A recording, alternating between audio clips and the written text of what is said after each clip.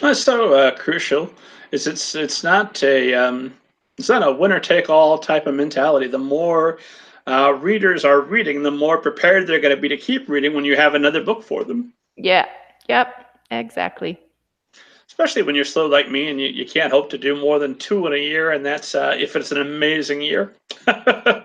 Two in a year. Oh, two visits in a year, you No, mean? no, Or two two books. books? Two That's books written. that's an amazing year. Yes. That's very good.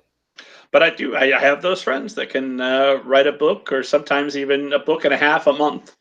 Um, and so some of those books read like they were written In a in a month. But there are others that can do it No. successfully, and I just don't possess those skills. No, honestly, I've been getting slower and slower, and it's because, I feel like I have to polish before I go on, and I need to not do it. The 2 week period where Linda and I challenged ourselves to do 20,000 words, that was very good for me, and it let me know that I do have the ability to do that, and I don't have to always be so careful. But yeah, every book is a different, like, my writing experience has been so different with it, and the toolbox I take into it, and the plotting versus pantsing has just been different with all of them. Do you have a typical routine, or have yours been different?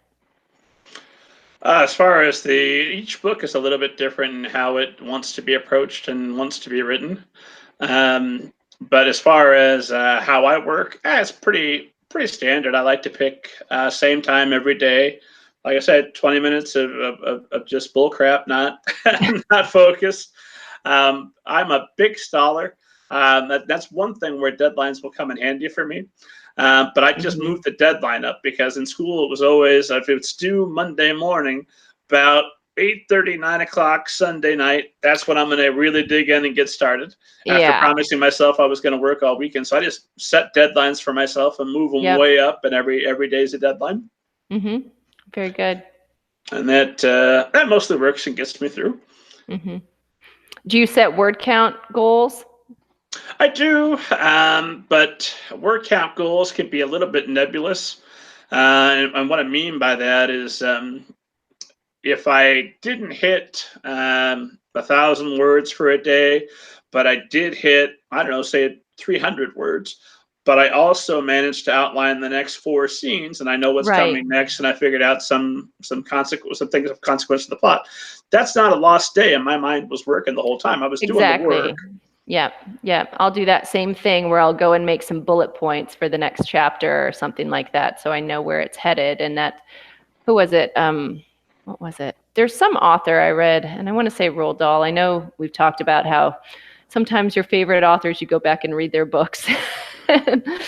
There's some problems in them, but this one I think was something where he was talking about his journals and how he keeps and how he writes, and it was his secret was always end at a place where you want to exactly what you're going to say next, and you would like to say it, just don't come back the next day. That way you'll go into a rhythm, and you don't come back to a page where you're just like, what now, because you know exactly what you're going to say next. You're in a flow. So his suggestion was to not, like, hold yourself back if you're excited to keep writing, and then come back the next day and kind of reread where you were at, and ride that wave of excitement into your writing day. That's smart. I try not to write to the end of a chapter, or if I do, I go ahead and start the next chapter so I'm not coming Yeah. in cold the next day. Yeah, that's smart. I saw a BBC video with Roald Dahl toward the end of his life, and he was still living on a farm. And and Roald Dahl's fascinating because he was one of the inspirations for James Bond back in the day. Oh, because he was a RAF pilot. Uh-huh. Well, I Mm-hmm. mean, he was Well, also a I spy. mean, he was also, yeah. I've read some similar things about him. It's very He charming. wined and dined American women for his country. Yeah, This is what I read. that's funny.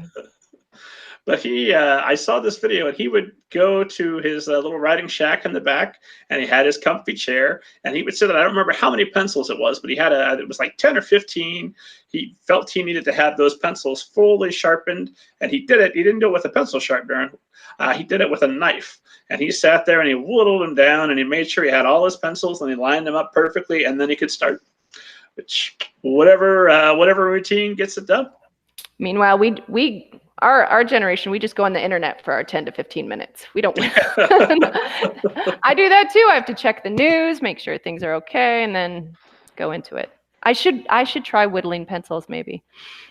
I have tried after my 20 minutes. And during that 20 minutes, I'm reading the internet, but I try not to read news because then that's just going to lead me down a rabbit hole of depression. Yeah. Yeah. But if I I always hear see what you. other authors are doing, I've got a few different websites. I always check out Literary Rambles and see what they're up to. Yeah. And Mrs. Yingling's and her reviews, I always check out to see what Mrs. Yingling's up to. So I try to check out Writing Plus blogs and imagine myself appearing on them if I could ever finish the novel.